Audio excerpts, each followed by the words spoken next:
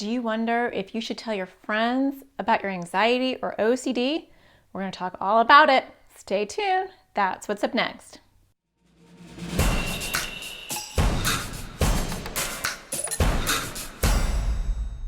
Hi, my name is Natasha Daniels. I'm a child therapist and I make videos for kids with anxiety or OCD.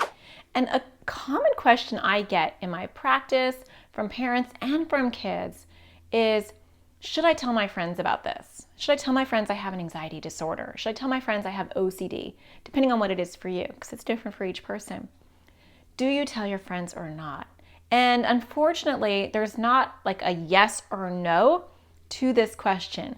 There's a maybe, because you really have to weigh out a lot of different things.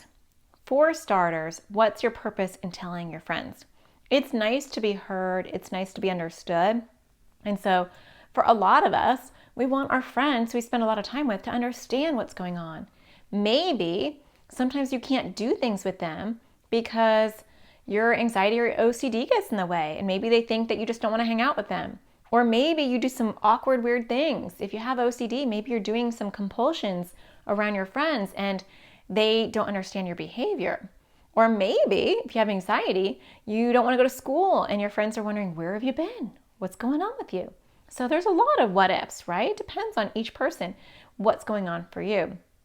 But if you're going to tell somebody about your anxiety or OCD, you want to be able to, one, trust them. Are they going to be understanding about this?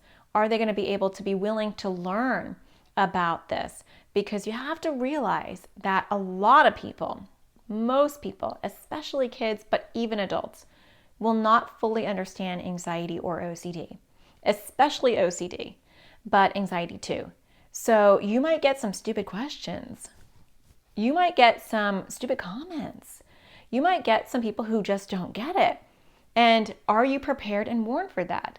Can you handle that? Can you educate them? Can you say something to them? Is this a good friend?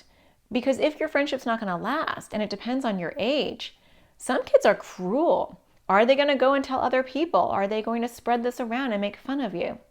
And so I hate to bring that up, but I also want to protect you and say you have to go into this with open eyes. You have to realize, who am I telling?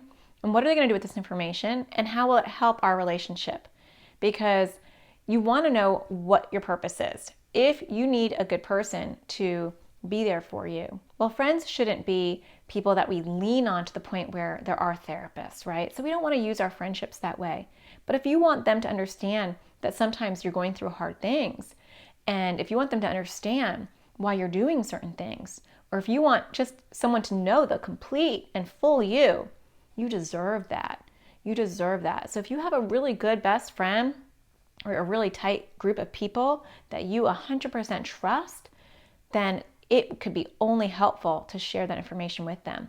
I do recommend that you talk about this with your parents first, and I do recommend that you talk about it to the therapist if you have one first, because you want to talk to people who really know you and know your friends before you do something like that. Because the last thing I would want is that you talk to a friend and it doesn't go well and you're not prepared.